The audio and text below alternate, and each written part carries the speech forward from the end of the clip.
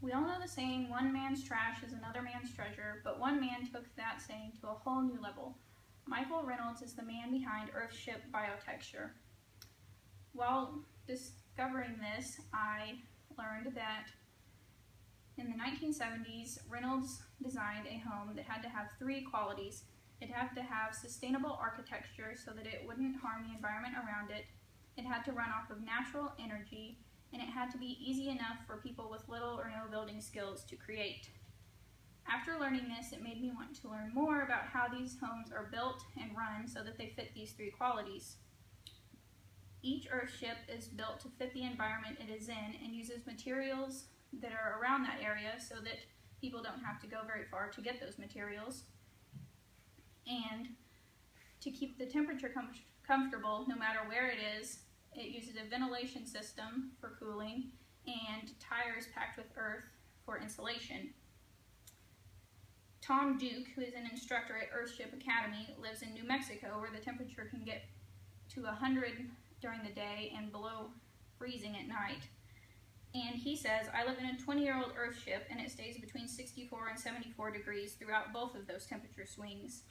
So it stays comfortable, but it also doesn't use any energy to heat and cool the house. It uses all natural energy, like wind turbines and solar panels, and it collects that energy and stores it in a golf cart type battery, and then supplies it to the outlets. And the water system is also all natural. It collects rainwater and then uses that for showers and sinks, and then recycles it for use to water indoor plants, and then uses that gray water for toilets, and then is recycled a final time to water plants outside. And while it might be gross to think about using water that's already been used twice for your toilets and stuff, in Eric Hiss's article, Ships in the Desert, an Earthship Academy graduate, Kelly Budding, mentions that compared to compost toilets, gray water toilets are good for the planet and easier on your sense of smell. And the indoor plants that the water goes to are not only pretty but functional. You can grow many fruits, vegetables, herbs, and even edible plants. And to make the Earthships easy for people to make, every material that you use for these are around the area so that people have easy access to them.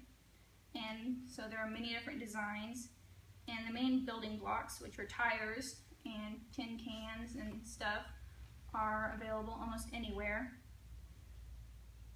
And another thing that has to be considered is whether you need machinery for the building material, because not everyone has machinery and it can be harmful to the environment.